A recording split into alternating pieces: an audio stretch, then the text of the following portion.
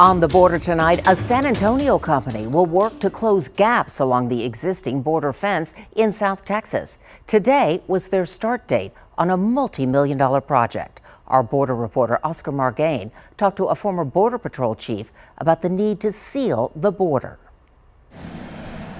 Other than the occasional tractor rolling by and the patrolling of agents on the Levee Road, there's little movement south of the border town of Santa Maria. However, that will soon change as delineator posts, traffic barrels, and foldable barricades mark the spot where a new border fence gate will be installed. On Thursday, Customs and Border Protection announced an initial award for $3.7 million to San Antonio-based company Gideon Contracting to start building 7 gates. The contract includes a total of 35 automated gates to allow access to property owners who have land between the fence and the border.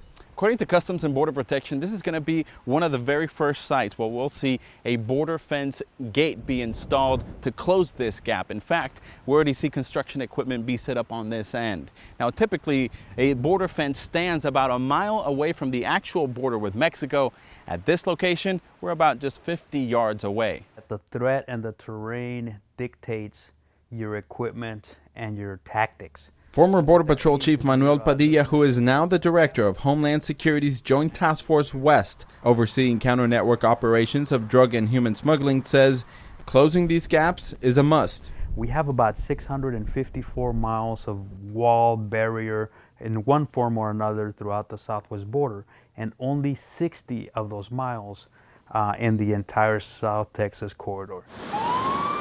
If it weren't for a wall in California, argues Padilla, Sunday's tear gas clash between members of the migrant caravan and CBP agents could have turned more violent.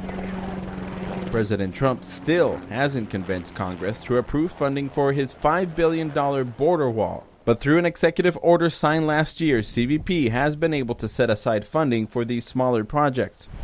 And although Padilla says that the wall is meant primarily to deter smugglers and other criminals from crossing, there's something the wall, or in this case a fence, can't fix: the continued arrival of migrants fleeing poverty and violence. This needs to be fixed by Congress by closing those immigration loopholes.